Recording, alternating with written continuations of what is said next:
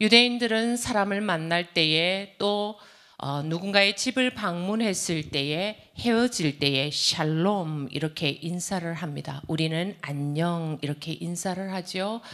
이런 인사를 건네면서 상대에게 평강을 안녕을 기원합니다. 인사가 만사이다 이런 말 많이 들어보셨을 것입니다. 사람의 일이 곧 결국은 모든 일이 잘 되는 거더라 이런 말이죠. 신개념의 인사만사 아시고 계시나요? 네, 신개념 인사만사. 인사만 잘해도 성공한다라고 하더라고요. 복음을 막론하고 동서양을 불문하고 인사는 매우 중요합니다. 우리 예수님도 누가복음 10장 5절에서 제자들을 세상 속으로 파송하실 때에 누구의 집에 들어가든지 먼저 말하되 이 집이 평안할지어다 이렇게 말하라고 가르쳐 주셨어요. 우리 예수님도 슬기로운 인사생활 잘 가르쳐 주셨더라고요. 평안하세요. 샬롬. 안녕하세요. 안녕하십시오.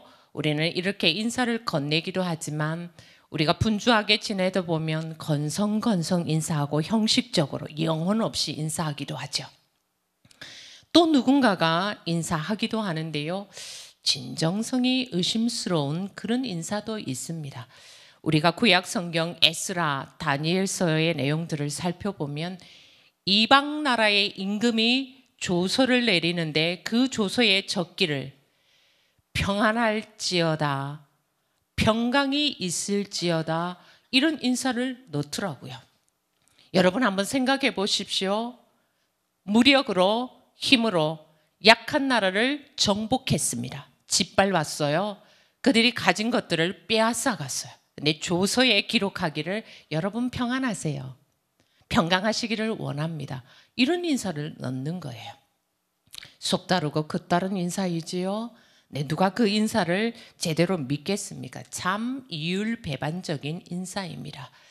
그럴싸해 보이지만 매우 정치적인 멘트를 담은 것이죠. 오늘 우리가 읽은 본문 앞부분 요한복음 19장 1절에서 3절은 우리 예수님께서 십자가에 못 박히시기 전에 무슨 일이 있었는지를 상세하게 기록해 주는데요. 군인들이 우리 예수님을 채찍으로 내리쳤어요. 그리고 예수님에게 가시나무로 된 관을 만들어서 머리에 씌웁니다. 그리고 우리 예수님에게 평안하세요. 그 앞에 가서 유대인의 왕이잖아요. 평안하세요. 이렇게 인사하고 손으로 예수님을 때립니다. 이런 내용들이 기록이 되어 있어요. 참 극악무도한 행위이지요. 그리고 그들이 예수님을 마음껏 조롱하고 비웃는 인사말을 건네도 우리 예수님 잠잠하셨지요. 반면에 성경에는 진정어린 축복, 위로를 가득 담은 그런 평강의 인사들도 나옵니다. 하나님은 이사야 선지자를 통해서 하나님이 택한 이스라엘 백성들에게 샬롬을 다시 주실 거다 말씀하시면서 우리 하나님께서 평강할지어다, 평강할지어다 이 백성들에게 이 말씀을 들려주셨어요. 고난 많이 받았지만 상처받고 아팠지만 치료가 아주 급한 상황이지만 내가 반드시 샬롬의 시대를 열어줄 거다. 우리 주님께서 하나님께서 평강할지어다 평강이 있을지어다 말씀해 주셨어요. 천사가 마리아를 찾아와서 수태고지를 할 때 그때 생각나십니까? 천사가 처녀 마리아에게 찾아와서 주께서 함께 하시는도다 평안할지어다 평강이 있을지어다 이야기해 주었어요. 12해를 혈류증으로 고통받던 한 여자가 있었지요. 사회에서 가정에서 쫓겨난 이 여자, 평강이 없는 여자에게 우리 예수님은 믿음이 너를 구원하였으니 평강 있을지어다. 우리 예수님 말씀해 주었어요. 네가 이 병에서 놓여 평강, 건강할지어다. 우리 예수님 위로와 축복이 담긴 메시지를 전달해 주셨습니다. 이후에 평강하십시오. 평강이 있을지어다. 이런 인사말은 사도 바울의 전용 인사말이 되었습니다. 그는 서신을 적으면서 평강이 있을지어다. 은혜와 평강이 있을지어다. 은혜와 긍휼과 평강이 있을지어다. 이렇게 서신에 기록하면서 그 서신을 받는 사람들, 성도들이 주의 평강을 누릴 수 있도록, 느낄 수 있도록 평강의 사도로 사역을 하였습니다.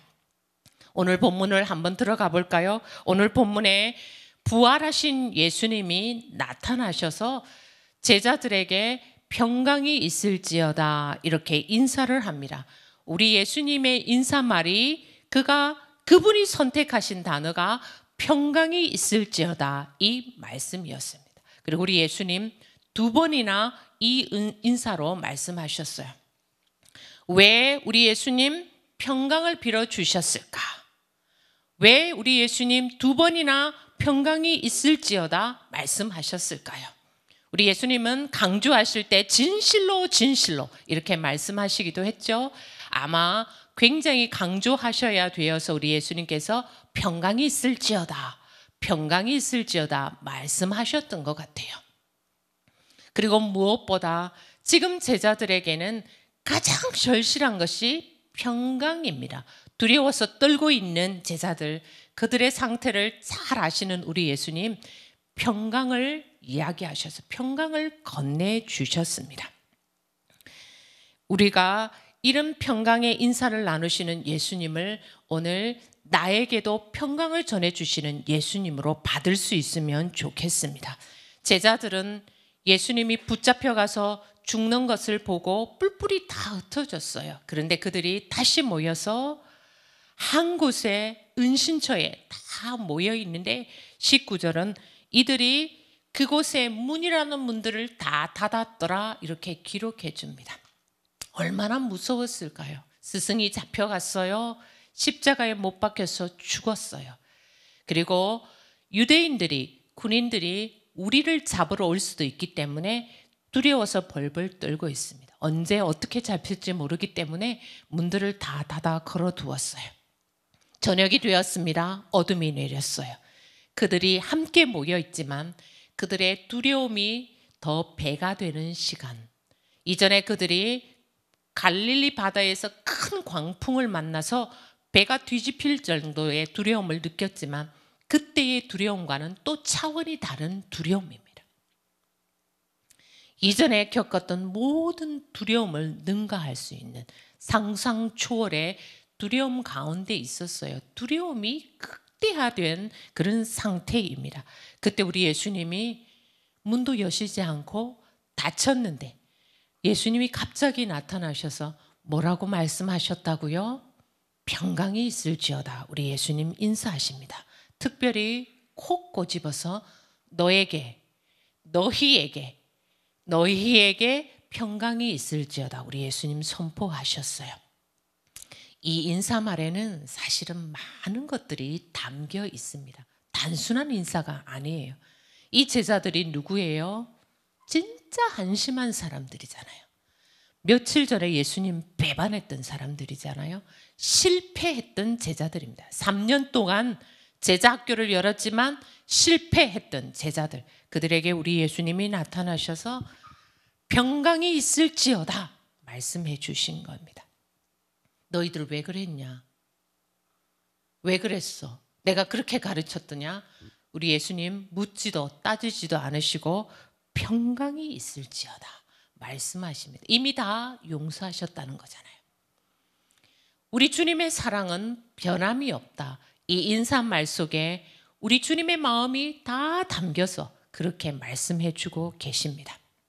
사랑하는 여러분, 혹시 여러분 가운데도 여러 인생의 일들을 지나다가 두려움이 많이 올라오셨습니까? 두려움이 증폭되시고 이 두려움이 혹시 극대화 되셨습니까? 자꾸만 자괴감이 들고 나는 왜 이렇게 계속 실패하지? 이런 마음들이 많이 계신가요? 이게 아니고 주님이 나를 사랑하시니까, 나를 용서하셨으니까 주님의 말씀 붙들고 일어나야지 생각은 하지만 내 마음속 깊은 곳에 있는 실패감, 불안감, 두려움에서 쉽게 벗어나지지 않으십니까? 그렇다면 오늘 제자들에게 나타나셔서 인사말을 건네셨던 주님의 말씀, 평강이 있을지어다. 너희에게 평강이 있을지어다. 이 말씀을 우리 함께 붙들기를 원합니다. 주님은 우리가 실패해서 쓰시지 않는 분이 아니시잖아요. 얘들아, 실패해도 괜찮아. 죄 지어도 괜찮아. 내가 다 용서했어. 우리 주님 말씀하시는 것. 평강할지어다. 그 말 속에 용서와 사랑이 다 담겨 있는 것을 우리가 오늘 붙들기를 원합니다. 얘들아, 걱정하지 마. 죄책감에 시달릴 필요들이 없단다. 문제에 눌리지 마. 신경쇠약에 걸리지 마. 우리 주님이 말씀하시는 그 메시지를 받기를 원합니다. 우리가 그 불안 장애가 올라와서 우리를 삼키지 않도록 해야 한다는 말씀이죠. 우울해질 수는 있지만 우울증에 눌리지 않기를. 우리가 영적으로 무기력해지는 무기력증이 있을 수는 있지만 그것에 우리를 내어주지 않는 것. 공황장애가 생길 수는 있지만 그 공황장애에 짓누르지 않는 것. 우리 주님께서 신경쇠약에 걸리지 말라. 병들지 마라. 그렇다고 포기하지 말라. 평강이 있을지어다 말씀하시는 그 말씀을, 그 위로를, 그 축복을 함께 누릴 수 있기를 원합니다. 첫 번째 평강의 인사를 나눠주신 우리 주님, 제자들에게 예수님의 손과 옆구리를 보여주셨어요. 왜 그렇게 하셨을까요? 가짜가 아니라는 것, 유령이 아니라는 것, AI가 아니라는 걸 보여주신 거죠. 불과 3일 전에 십자가에서 못 박혀 죽은 바로 그 예수님인 것을 보여주시기 위해서 손도 옆구리에 창자국이 있는 것도 우리 예수님 보여주셨어요. 그리고 우리 예수님께서 또다시 인사를 건네십니다. 너희에게 평강이 있을지어다. 두 번째 인사입니다. 그리고 이어서 예수님께서는 아버지께서 나를 보내신 것처럼 나도 너희를 보내노라 말씀하셨어요. 인사 말씀을 그렇게 두 번씩이나 해주시더니 우리 예수님이 아버지가 나를 보낸 것처럼 나도 너희를 파송한다, 보낸다 말씀하셔요. 여기서 보낸다라는 말은 아포스텔로라는 헬라어입니다. 그냥 보낼 때는 펜포라는 단어를 쓰는데요. 여기서는 특별히 의도를 가지고 아포스텔로 이런 말을 사용했어요. 사명을 주어서 보낸다라는 뜻을 가지고 있습니다. 우리 예수님께서 너희들에게 평강이 있을지어다 말씀하시고 그 다음에 세상 속으로 나아가라 파송하시는 것입니다. 이제는 너희들만 평강을 누리지 말고 저 밖에 평강이 없는 사람들에게 평강을 전해 주어야 한다. 너희들은 평강의 사도들이다. 부활의 증인이다. 그렇게 파송하시는 거예요. 우리 예수님이 두 번째 평강의 인사를 나눴던 장면이 저는 퍽이나 정말 인상 깊었어요. 한 번으로도 충분하시는데 재차 이 평강의 인사를 나누면서 제자들을 계속 격려하고 축복해 주시는 예수님의 모습을 느낄 수 있었어요. 이 분위기가 너무 어색해서 인사했는데 또 인사를 하는 것이 아닙니다. 당신을 배신했던 제자들을 보는데 마음이 불편해서 또 인사를 하는 게 아니에요. 우리 예수님은 진정 어린 축복, 위로를 담아서 제자들에게 두 번째 인사를 건네며 너희들은 이제 사명을 감당해야 한단다 말씀해 주시는 것이요. 십자가에서 못 박히시고 돌아가신 그분이 다시 살아나셨기 때문에 평강이 있는 거란다. 이 평강을 너희들만 누리지 말고 세상 사람들에게도 나누어 주어라 말씀하십니다. 사람들은 많이 갇혀서 살아가기도 합니다. 어둡지 않다고 말하지만 우리는 연약해서 어두운 데서 살고 어두운 데 갇혀 있기도 하죠. 예수님 시대의 많은 사람들, 예수님을 따랐던 사람들조차 예수님이 십자가에 못 박히시는 것을 보고 그들은 두려움과 속박 속에 다시 매여 있게 되었어요. 그때 우리 예수님이 평강이 있을지어다 말씀하시면서 거기서 나와야 한단다. 자유와 해방을 누려야 한단다. 진정한 기쁨과 감사가 무엇인지 보아야 한단다. 말씀해 주시는 평강의 인사, 파송의 인사입니다. 부활하신 주님, 오늘 우리도 이 세상 속으로 파송하십니다. 부활하신 주님은 우리에게 오늘도 이 인사를 건네주시면서 얘들아, 아버지께서 나를 보내신 것처럼 나도 너희를 파송한단다, 세상으로 보낸다 말씀하십니다. 이 인사는 파송 사명이 담겨 있는 인사입니다. 사명 잘 감당하라고 세상으로 나아가는 그 연약한 주님의 자녀들, 제자들에게 주시는 평강의 인사. 이 땅의 평강 누려보셨을 것입니다. 근데 참 유한해요. 이 땅의 평강은 정말 제한적입니다. 우리 주님, 부활하신 주님이 주시는 평강은 진정한 평강, 깊은 평강, 이 세상이 줄 수 없는 평강입니다. 우리 예수님이 왜 이 두 번째 평강의 인사를 주셨다고요? 사명 감당하라고. 너희들만 누리지 말고 밖에 가서 그 평강을 나누어 주어라고 우리 주님 두 번째 평강의 인사를 당부하셨습니다. 이제 더 깊은 평강을 누리고 세상 속으로 담대히 나아가서 예수 그리스도가 다시 살아나셨다. 그분이 우리와 함께 하신다. 이것을 알려주라고, 기쁜 소식을 전하는 사람이 되어라고 우리 예수님 두 번째 평강의 인사, 더 깊은 의미를 담은 평강을 주셨습니다. 사랑하는 성도 여러분, 여러분의 인생 가운데 두려움의 광풍이 불고 계십니까? 주님이 오시면 괜찮습니다. 문제 없습니다. 이 세상은 크고 또 작은 풍랑들이 계속 이는 곳입니다. 세상의 원리가, 세상이 본래 그런 곳이잖아요. 그곳에 비바람이 불고 광풍이 불 때도 있지만 우리는 언제나 거기에 주님을 초청해야 되죠. 주 예수 그리스도시여, 광풍 부는 우리 인생 가운데 오시옵소서, 임하여 주옵소서. 우리는 늘 초청하며 이 세상에서 주는 광풍이 일어서 오는 두려움을 이기며 살아가야 하는 것입니다. 부활하신 주님, 어떤 광풍이라도 잠재우시는 능력 있는 분이시죠. 왜 그렇습니까? 사망 권세를 깨뜨리신 분이시기 때문에, 그분이 능력 있으시기 때문에 모든 실패, 모든 두려움을 한 방에 몰아내 주시는 분이시기 때문에 그렇습니다. 우리가 우리의 문제만 자꾸 보면 두렵고 떨릴 수밖에 없죠. 문제가 있는데 전혀 두렵지 않다, 그런 사람 어디 있겠습니까? 그러나 우리가 눈을 들어 이 광풍을 잠재우시는 주 예수 그리스도를 바라볼 수 있다면 우리의 문제는, 두려움은, 불안은 아무것도 아닌 줄 믿습니다. 그분의 권세와 능력에 이 광풍이 다 잠잠해질 줄 믿습니다. 사랑하는 성도 여러분, 같이 기억합시다. 주님이 다시 사셨습니다.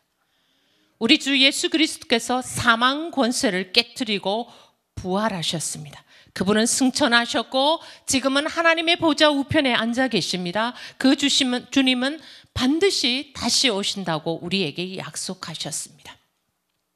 그 주님이 주시는 평강, 이 세상이 줄 수 없는 평강이 우리에게도 있습니다. 그분이 오늘 우리에게 말씀하십니다. 너희에게 이 평강이 있을지어다. 세상이 줄 수 없는 평강이 있을지어다. 이 평강 가지고 세상 속으로 담대히 나아가라. 내가 언제나 너희와 함께 할 것이다. 너희에게 평강이 있을지어다. 우리 주님 말씀하셨습니다. 이 말씀을 붙들고 함께 기도하는 이 저녁이 되기를 원합니다. 함께 기도하겠습니다. 구원의 하나님, 죄와 사망에서 우리를 건져내시어 하나님의 자녀가 되게 하심을 감사합니다.